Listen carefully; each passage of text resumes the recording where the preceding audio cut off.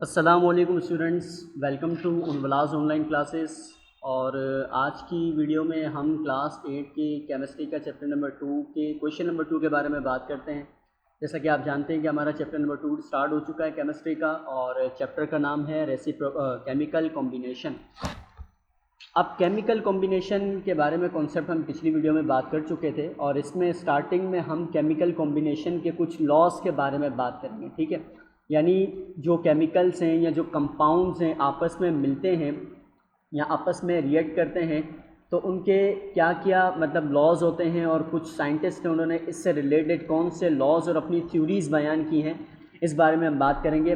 Previous जो है वो वीडियो के अंदर हमने बात की थी इससे रिलेटेड, जो एक लॉ था, law of conservation of mass, उसके बारे में हमने बात की थी। उम्मीद है आप लोगों ने लिख लिया होगा कॉपी के अंदर।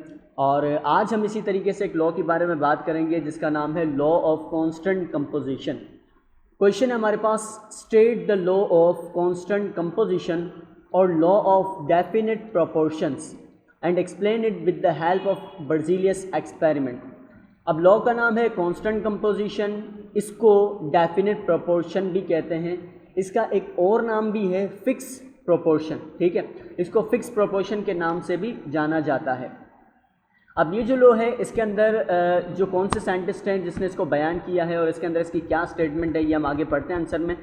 सबसे पहले हम इंट्रोडक्शन लिखेंगे इस लॉ के बारे में। हमने हेडिंग डाली इंट्रोडक्शन की, और इंट्रोडक्शन के अंदर हम लिखेंगे कि इन 1799 यानी 1799 में एक साइंटिस्ट हैं जिसका नाम है सर लुईस जोसेफ फ्रॉस्ट। इसको LJ फ्रॉस्ट भी कहते हैं, इसका फुल नेम है लुईस जोसेफ फ्रॉस्ट।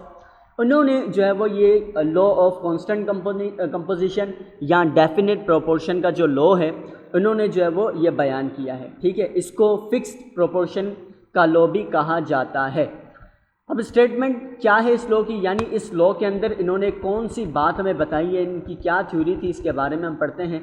स्टेटमेंट की हेडिंग आएगी और हेडिंग में हम लिखेंगे कि different samples of the same compounds always contain the same elements combined together in the same proportion by mass।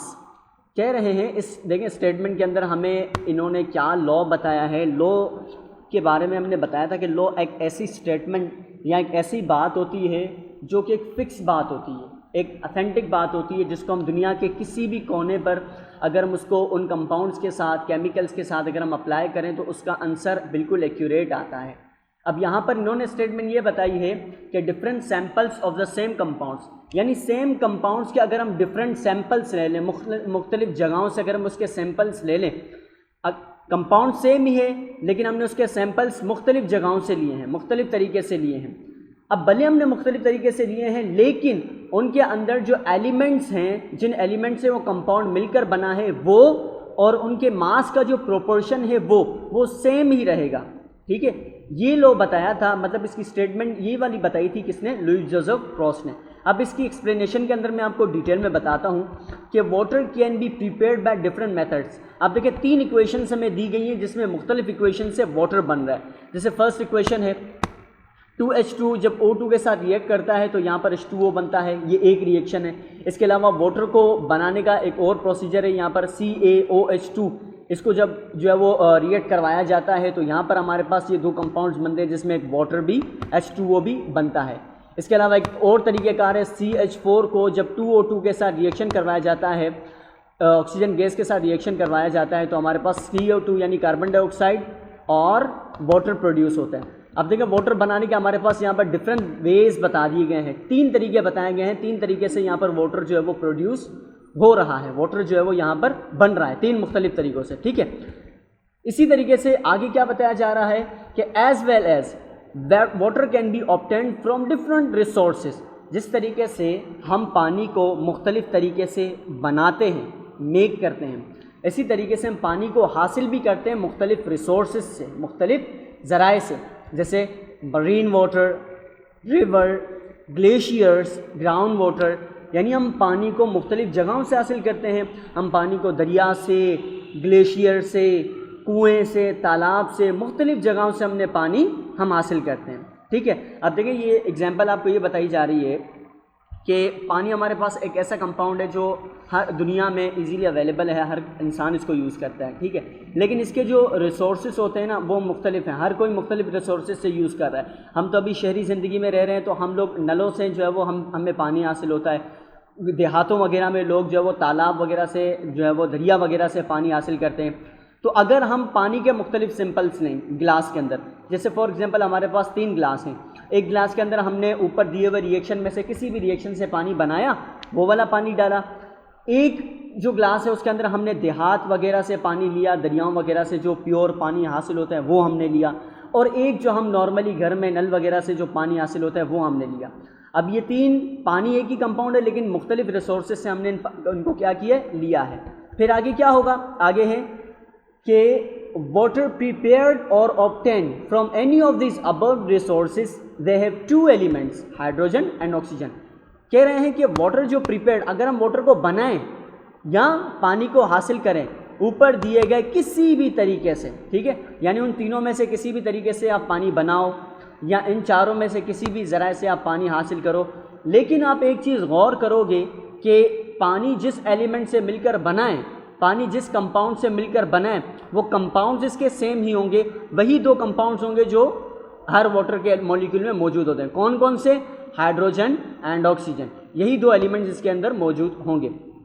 अच्छा, ना सिर्फ ये कंपाउंड मौजूद होंगे, ये 2 ही एलिमेंट्स मौजूद होंगे, साथ ही साथ इनका जो मास होता है ना वो भी बिल्कुल फिक्स होता है, फिक्स रेशो से ही होंगे। यानी क्या रेशो होता है, वाटर जब बनता है 2:1 का रेशो होता है ना। हमने इसका जो है वो फॉर्मूला पढ़ा है, वाटर का फॉर्मूला क्या है, H2O का मतलब 2 हाइड्रोजन और 1 ऑक्सीजन। 2 हाइड्रोजन जब 1 ऑक्सीजन के एटम के साथ मिलेगा तब जाके वाटर का जो एक मॉलिक्यूल है वो बनता है, ठीक है।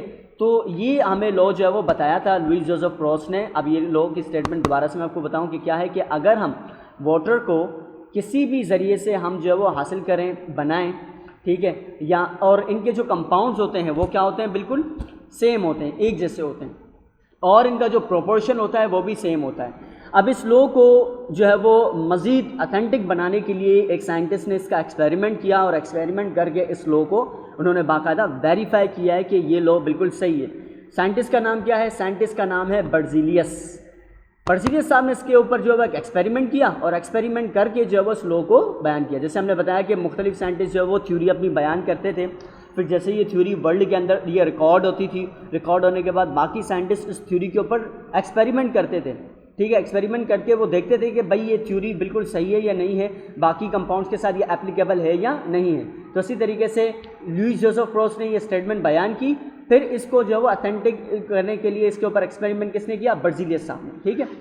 अब इसको किस तरीके से उन्होंने किया, law of constant composition was verified by Swedish scientist J Berzelius. अब इस लॉ ऑफ कांस्टेंट कंपोजिशन को वेरीफाई किसने किया, स्वीडिश, यानी स्वीडन के रहने वाले एक साइंटिस्ट हैं जिनका नाम है जे बर्ज़िलियस। इसके बारे में हम प्रीवियस क्वेश्चन के अंदर जब हम कंट्रीब्यूशन पढ़ रहे थे साइंटिस्ट की, उसमें भी इनके बारे में हम पढ़ चुके हैं। अच्छा, उन्होंने किस तरीके से इसको वेरीफाई किया, उन्होंने लिखा है कि इन दिस एक्सपेरिमेंट, यानी इनके एक्सपेरिमेंट में उन्होंने क्या लिया, ही हीटेड 10 ग्राम ऑफ पीबी। इन्होंने 10 ग्राम का पीबी, लीड एक कंपाउंड होता है, ठीक है, जिसका अपना सिंबल है पीबी, इसका नाम है लीड या लेड भी इसको कहते हैं, with various amount of sulphur, ठीक है। लेड का कंपाउंड लिया और सल्फर एस, जिसको रिप्रेजेंट करते हैं हम एस से, इसका कंपाउंड लिया। इन दोनों कंपाउंड्स को उन्होंने क्या किया, हीट किया, कंबाइन करके उन्होंने इसको क्या किया, हीट किया। जैसे हीट किया तो उनके पास एक कंपाउंड हमारे पास बना, लेड और सल्फर, लीड और सल्फर को मिलाकर एक लेड सल्फाइड का कंपाउंड बना, जिसको PbS कहा जाता है। ये यहाँ पर कंपाउंड मैंने हाईलाइट किया है, ये वाला कंपाउंड बना लेड सल्फाइड, ठीक है। अब जब ये चीज़ बनी तो उन्होंने ऑब्जर्व किया क्या, he observe that 10 gram of lead always react with 1.56 gram of sulphur to produce 11.56 of lead sulphide. अब इन्होंने ये चीज़ ऑब्जर्व की कि जब भी वो लेड को 10 ग्राम ऑफ लेड की एक उन्होंने फिक्स अमाउंट ले ली है, ठीक है, लेड की उन्होंने अमाउंट कितनी ली है, फिक्स अमाउंट उन्होंने ली, और उसको जब उन्होंने वेरियस अमाउंट ऑफ सल्फर के साथ रिएक्शन करवाया, जब रिएक्शन करके लेड सल्फाइड बना ना, अब लेड सल्फाइड को उन्होंने क्या किया, सेपरेट कर दिया, और उसके बाद जब उन्होंने देखा कि सल्फ़र कितना यूज़ हुआ है, सल्फ़र सिर्फ 1.56 ग्राम ही यूज़ हुआ है, कितने लेड के साथ, 10 ग्राम ऑफ लेड के साथ। इसका मतलब ये है कि लेड सल्फाइड बनाने के लिए हमें कितने अमाउंट दरकार होगी, 10 ग्राम ऑफ लेड की और 1.56 ग्राम ऑफ सल्फ़र की।